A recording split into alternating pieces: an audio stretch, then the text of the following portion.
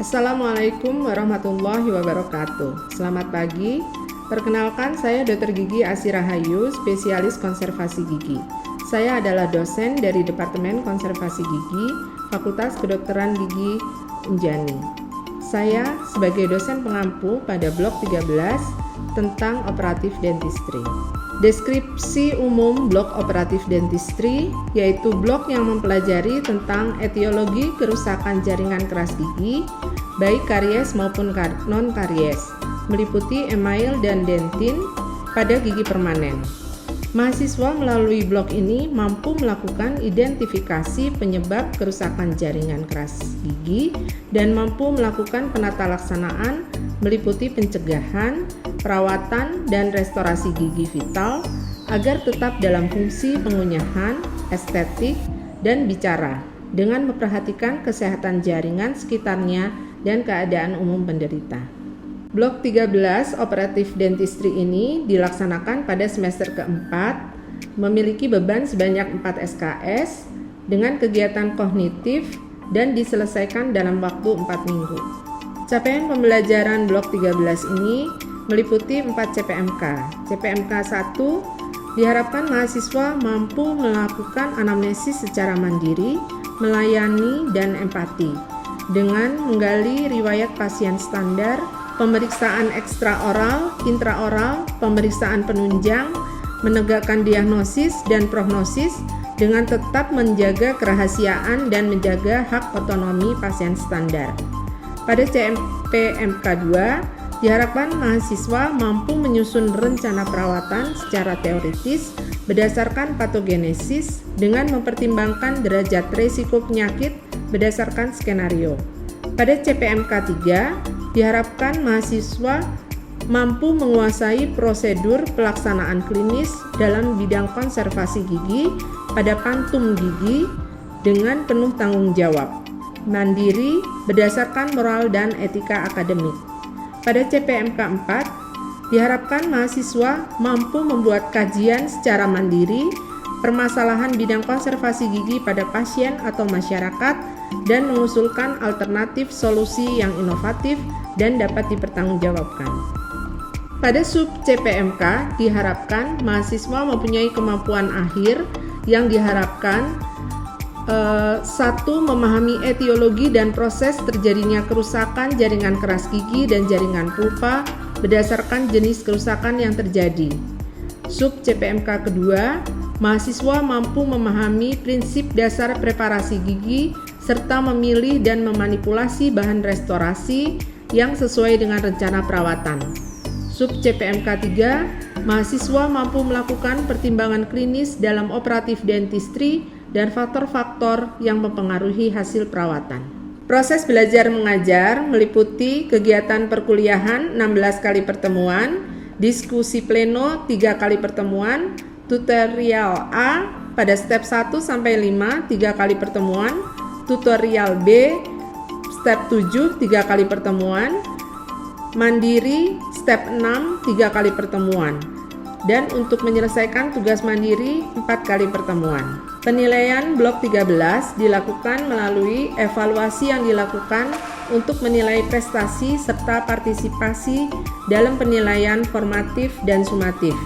Evaluasi tentang sikap dilakukan dengan observasi melalui checklist atau daftar tilik yang dilakukan selama pembelajaran tutorial. Pembagian bobot penilaian meliputi kognitif sebanyak 30% untuk nilai harian yang meliputi post-test, pre-test, logbook, dan tugas mandiri. Sedangkan MCQ 50% dan OSOKA 20%. Kegiatan praktikum pada blok 13 operatif dentistry dilakukan secara terpisah berupa suatu modul yang berjalan selama 1 semester.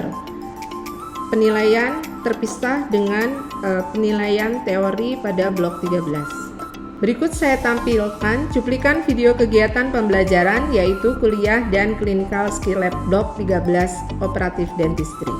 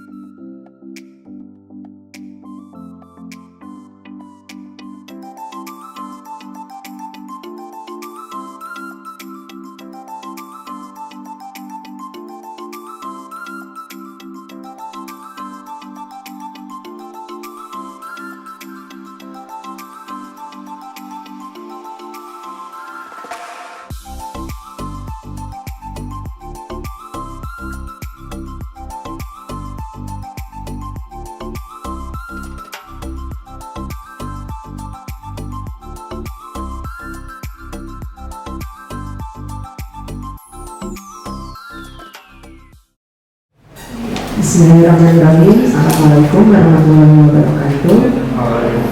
Selamat pagi. Hari ini kita akan kuliah mengenai diskolarisasi gigi, ya.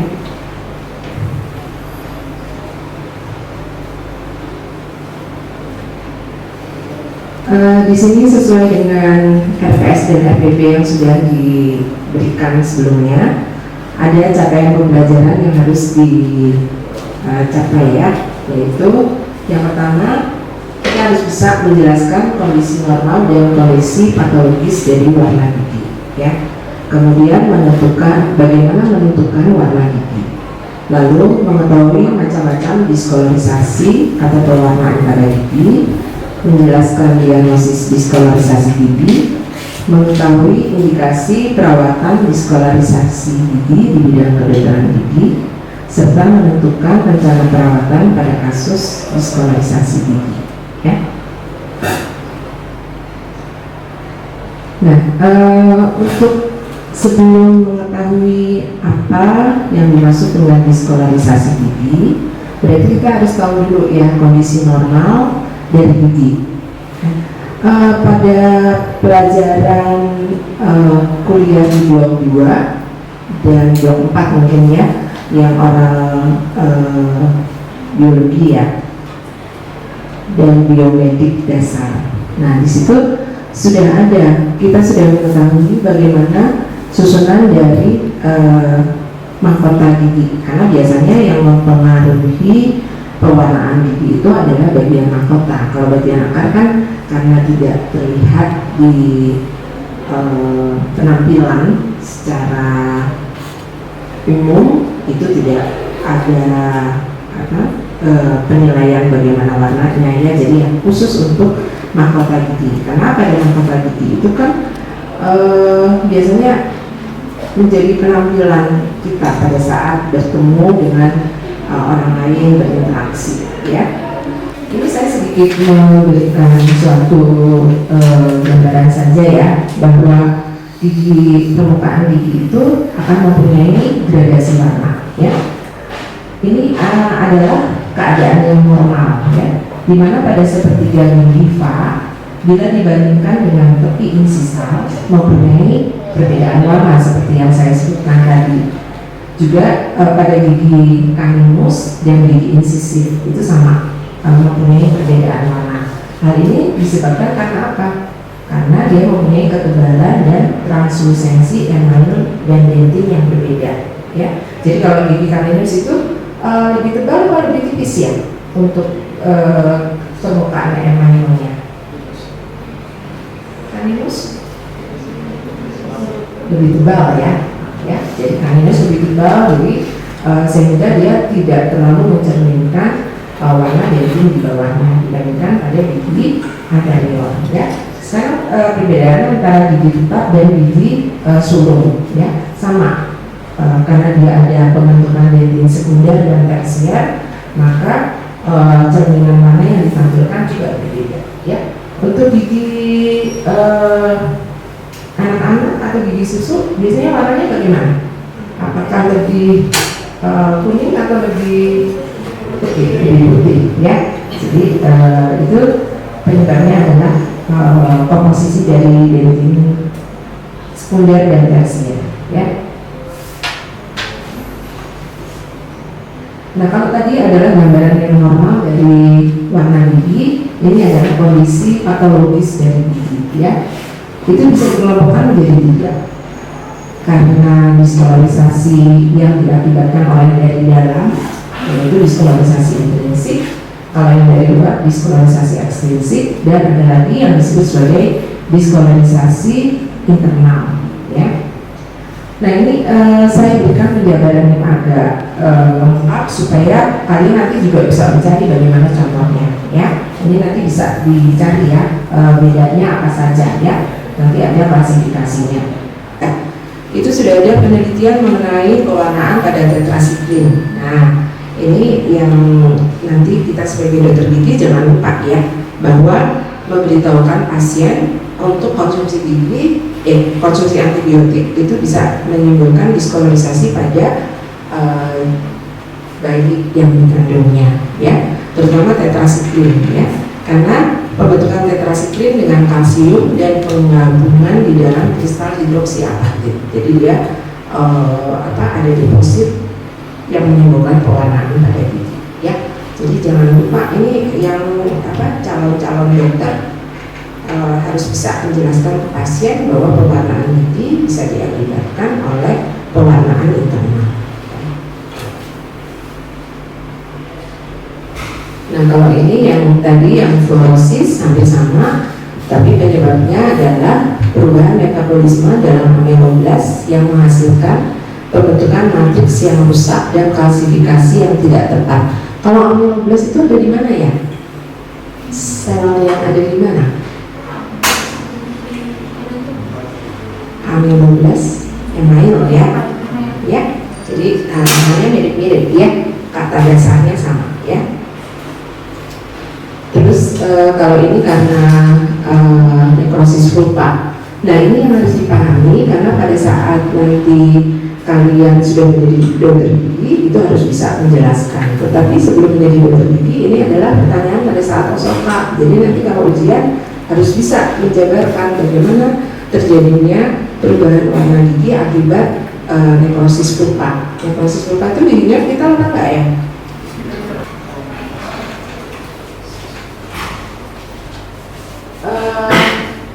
Ini ada beberapa pewarnaan yang seperti sudah saya sebutkan tadi, ya, mengenai iatrogenik. Kalau iatrogenik masih ingat apa ya iatrogenik? Iatrogenik, keadaan yang diakibatkan karena iatrogenik, ya betul, kesalahan atau ketidaksengajaan pada saat kita melakukan perawatan, ya. Iatrogenik. Jadi misalnya pada saat kita melakukan ekstipasi vulva pada perawatan Indo, ya. Nah itu misalnya terjadi perdarahan, ya. Hemoragi juga bisa menimbulkan pewarnaan pada gigi, ya. Kemudian pada saat kita mengambil jaringan yang nekrotik kemudian tidak bersih itu juga bisa menimbulkan pewarnaan, ya. Lalu pada saat kita melakukan bleaching tapi penata rasananya tidak baik itu juga sama bisa menimbulkan, ya. Belajar mengenai bagaimana warna normal dari gigi dan keadaan yang tidak normal. Mungkin ada yang mau ditanyakan dulu atau kita ke penentuan warna. Yang tadi sudah cukup jelas menentukan bagaimana itu warna normal dan warna yang tidak normal. Sudah ya? Ya. Sekarang bagaimana sih kita menentukan warna gigi? Ya. Tentunya warna gigi itu bisa sebagai dokter gigi itu ada, kalau kita kelompokkan bisa menjadi 3 ya. Ada yang tahu gunanya apa sih dokter gigi harus menentukan warna? Ada yang tahu? Apa sih gunanya dokter gigi menentukan warna? Estetika, ya betul, ya, untuk estetika. Jadi kalau misalnya kita mau menambal kan harus memilih bahan tambalnya harus yang sesuai, ya. Nanti kalau warnanya sudah ditentukan warnanya lebih putih, terus kita punyanya warnanya kuning, nanti waktu berbicara jadi kelihatan perbedaannya, ya. Nah, untuk menentukan warna gigi itu apa yang diperlukan, ya. Jadi pencahayaan yang cukup baik, ya. Biasanya pencahayaannya yang natural, ya. Jadi jangan nyemprot langsung dari lampu, ya. Kemudian background effect. Jadi biasanya kita letakkan warna yang gelap di belakang gigi, ya. Kemudian color blindness, ya, itu juga nanti kita harus ada alat khusus, ya. Kemudian binocular differences, ya sama, ya, harus ada khusus, ya, guidance-nya. Lalu nah ini kelelahan mata juga berpengaruh. Jadi pada saat memilih itu nggak bolak-balik kita pantengin terus, ya, tapi beberapa saat kita mengalihkan atau memejamkan mata sejenak, ya. Kemudian umur juga ya mempengaruhi, lalu faktor fisiologi dan pengalaman ya. Jadi beberapa semakin kita jam terbangnya tinggi, semakin bisa lebih mudah menentukan warna ya. Berbicara antar teman sejawat begitu ya. Nah, nanti kita harus menentukan dulu, nanti ada color guidance, nanti hue-nya nomornya berapa, chroma berapa ya. Nah, kalau misalnya yang tadi untuk value itu menentukan dia lebih terang atau lebih gelap ya. Jadi tidak bisa kalau gigi itu ditentukan misalnya oh ini warnanya kuning, oh ini warnanya coklat, tapi ada gradasinya ya. Kalau yang terang dan yang gelap ya. Nah ini biasanya kita bisa menentukan pada saat mencari warna restorasi yang sesuai dengan warna gigi yang natural ya.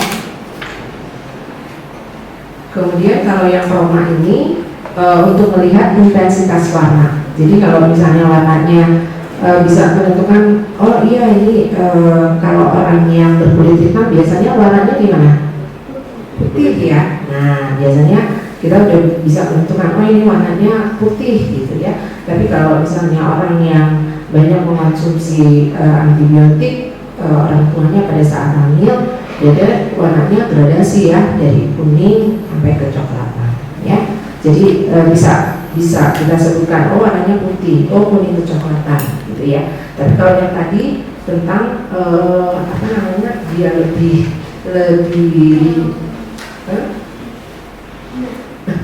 ya, jadi apakah dia lebih terang atau lebih gelap ya. Kemudian yang ketiga menentukan hue. Kalau hue itu gradasi warna gigi yang normal antara kuning sampai merah kebiruan ya. Dengan yang ketiga, izin dokter tadi ini kan tentang eksplorasi gigi, dari mana salah satu rencana perawatan ini dengan bleaching. Nah, bila dilakukan bleaching ini, gigi ini akan mengalami pewarnaan yang permanen atau tidak ya? Terima kasih banyak. Jadi apakah ini selamanya akan warnanya menjadi lebih cerah gitu ya? Nah, ini sebetulnya kurang lebih hampir sama dengan kalau di analogikan, misalnya kalian yang wajahnya ingin dicerahkan, misalnya ya pakai skincare misalnya begitu. Nah, apakah selamanya warna itu akan menjadi cerah selamanya? Tidak kan? Dengan paparan matahari, dengan misalnya kita sering memakai masker, bagian yang pakai masker dia lebih cerah, kemudian yang terpapar dia akan berubah. Apalagi pada saat di rongga mulut kan selalu terpapar dengan makanan ya. Jadi kalau dibilang permanen ya tidak bisa ya. Jadi tetap pada saat kita sudah melakukan perawatan bleaching pun harus memberikan edukasi kepada pasien ya untuk memilih makanan ya. Jadi makanannya tidak boleh yang berwarna. Misalnya dia suka banget nasi kuning misalnya. Nah itu kuningnya itu sangat bisa membantu cepat sekali berubah menjadi warnanya ke warna semua ya. Jadi tidak bisa ya. Jawabannya begitu ya. Ada lagi yang mau bertanya sebelum saya akhiri kuliah ini? Izin bertanya dok, untuk bleaching sendiri ini apakah untuk tindakannya hanya satu kali perawatan saja sudah selesai atau harus ada beberapa kali tindakan lagi dok untuk bleaching sendiri? Kelihatannya ini jadi bagaimana kita melakukan bleaching itu apakah boleh berulang-ulang? Kan tadi pertanyaannya kayaknya sehubungan sama pertanyaan sebelumnya ya, bahwa itu tidak permanen. Nah, kapan kita bisa melakukan bleaching ulang gitu ya? Nah, sebetulnya dari tindakan yang kita lakukan itu bisa ada beberapa efek samping. Nah, itu yang menjadi tanda apa ya, warning ya ke kita. Karena kita akan mengaplikasikan bahan bleaching itu dengan menggunakan asam, ya, bahan yang sifatnya asam, pH-nya rendah. Jadi seperti kalian ketahui, aplikasi bahan yang asam itu akan menimbulkan apa ya? Apa? Karies. Karies. Karies bukan bakteri. Apa?